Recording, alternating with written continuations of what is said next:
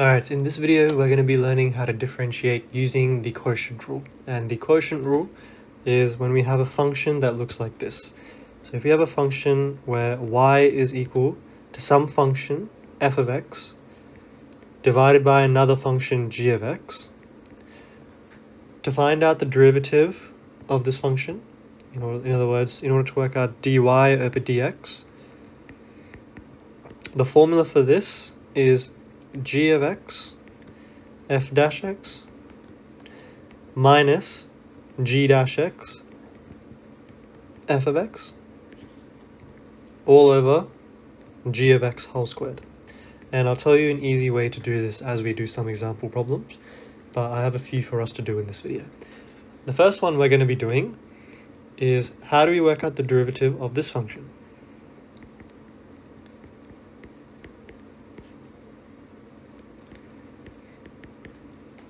Now, in this question here, we have a function on the top in terms of x, where we have an input x, and on the denominator we have something with x in it. We cannot use the quotient rule for a function like this. If y equals to something like this, we cannot use the quotient rule because there are no x's on the denominator. The way we would differentiate this is by simply splitting up the fraction and writing it as such. And this is the equation of a line, and we know how to differentiate this using the power rule. So because the numerator and the denominator both have x in it, we can use the quotient rule. The way that I like to do it is I like to just copy the denominator of this function on both the numerator and the denominator. So the denominator of the original function is x squared plus 1. So all I'm going to do in my derivative statement is I'm going to copy x squared plus 1 on the numerator and on the denominator. The only thing I'm going to do on the denominator is I'm going to just square it, because our formula says that we have to square g of x. Now continuing on, we copied out the denominator, now we differentiate the numerator. The derivative of x squared, take 1, is 2x.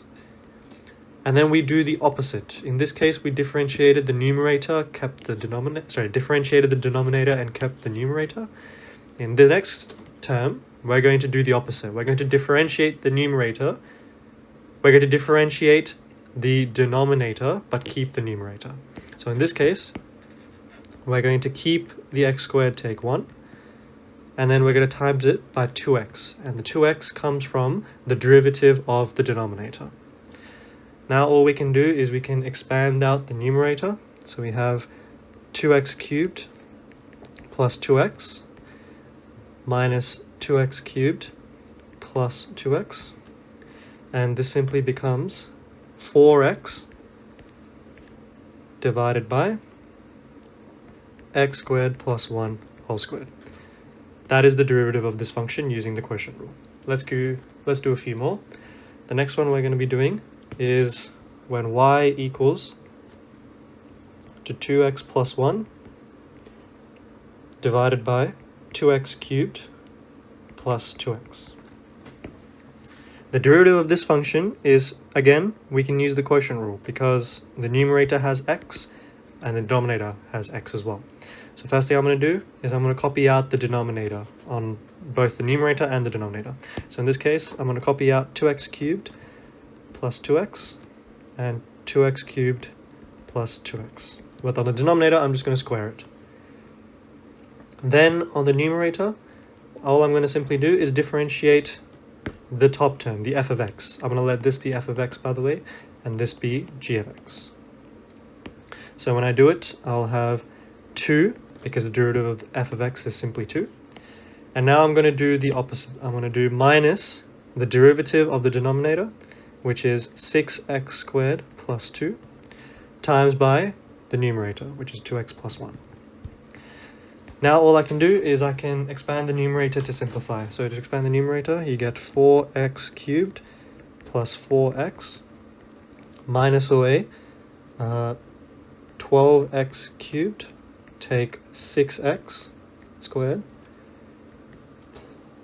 take 4x, take 2.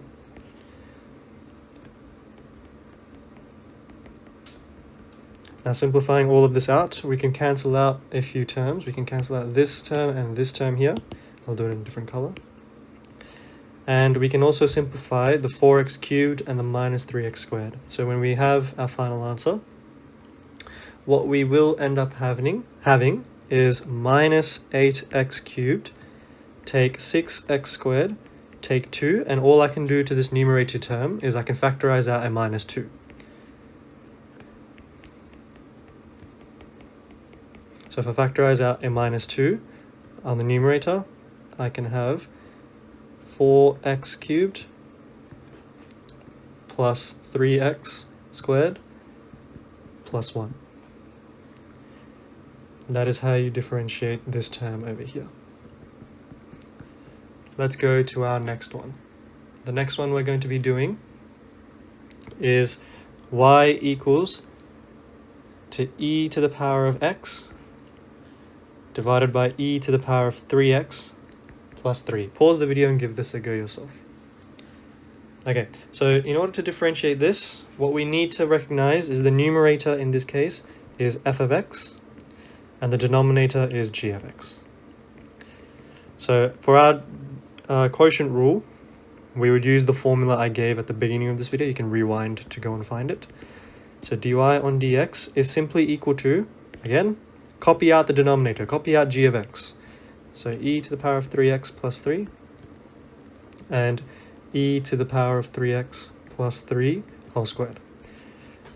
Now I'm going to differentiate f of x, and the derivative of e to the x is simply e to the x. Minus, I'm going to do it the other way around. So rather than differentiating f of x, we're going to differentiate g of x. The derivative of the denominator is just 3e to the 3x, times by, we keep the numerator, e to the x. Now we can just simplify this whole lot.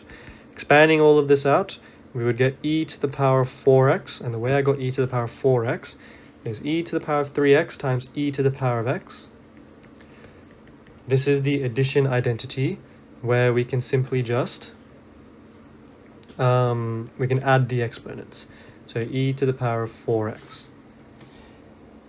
And once we have that, we can just say it's e to 4x. And continuing on, we can do plus 3e to the power of x minus, we can expand these two brackets, which will get us 3e to the power of 4x divided by the denominator. And simplifying out the numerator, all we will have left is minus 2e to the power of 4x plus 3e to the x divided by e to the power of e to the power of 3x plus 3 whole squared. That is your derivative for this function here. Okay, next question. We're going to be doing this function here.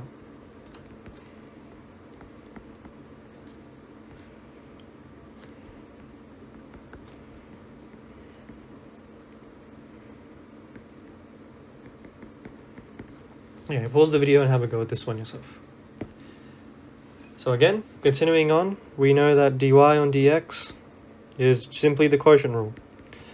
And the numerator is going to be f of x, the denominator is going to be g of x.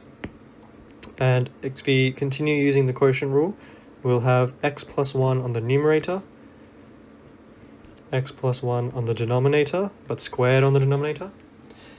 Then we can times by the derivative of f of x, which is simply minus sine x.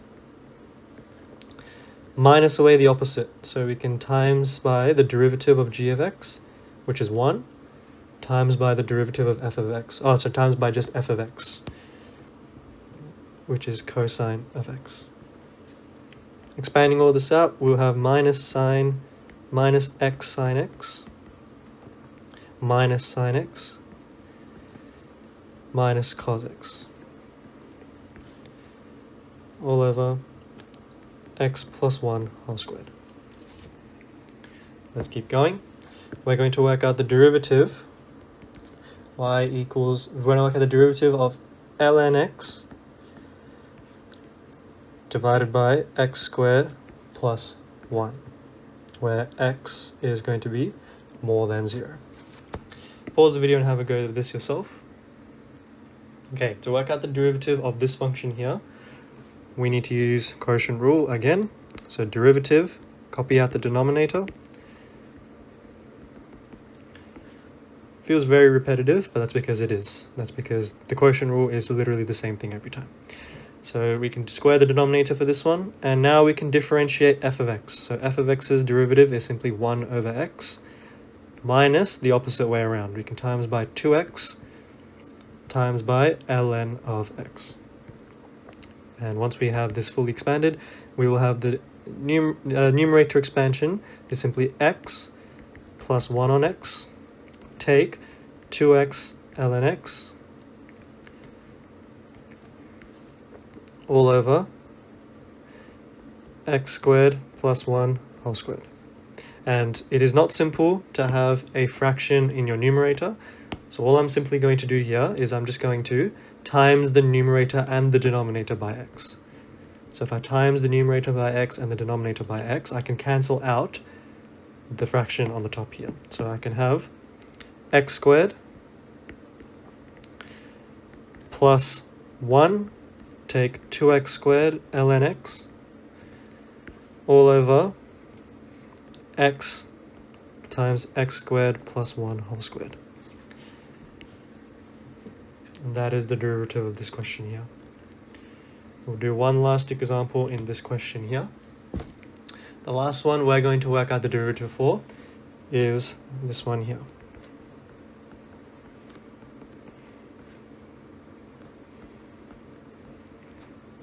Cos x, that should say. Okay, for this one here, we're also going to work out what is the derivative when x is equal to pi.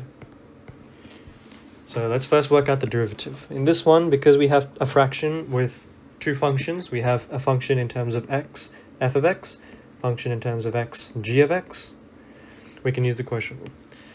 So, derivative is simply copy out the denominator. So copy out g of x on both the numerator and the denominator. Except on the denominator, it will simply be cos squared x.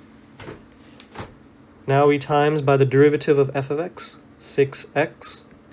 Take away the opposite way around. So we differentiate the denominator, minus sine x, times by keep the numerator as it is.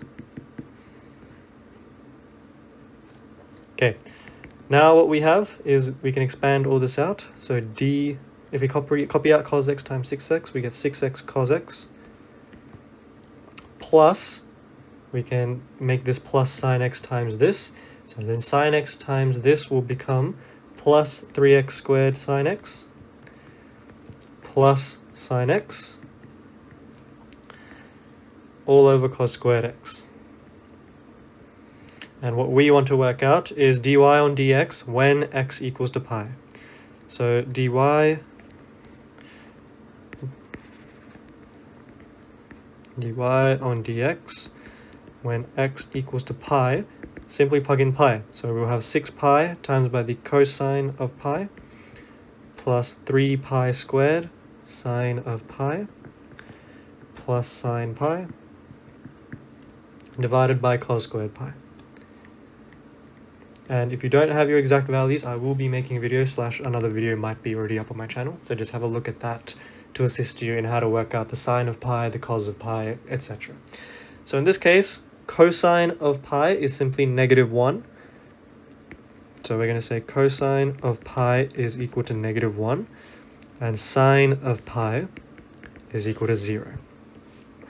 So now we can work out our derivative expression. Dy on dx is simply equal to 6 pi times -1 plus 3 pi squared times 0 plus 0, which I'm not going to write because anything plus 0 is just 0, divided by -1 whole squared. Now we can already tell that this term here is simply equal to 0 because it's timesing by 0, and this one is equal to -6 pi. So we'll have -6 pi on the numerator divided by -1 whole squared on the denominator. -1 whole squared is just 1. So this final answer is -6 pi. And that is how you use the quotient rule.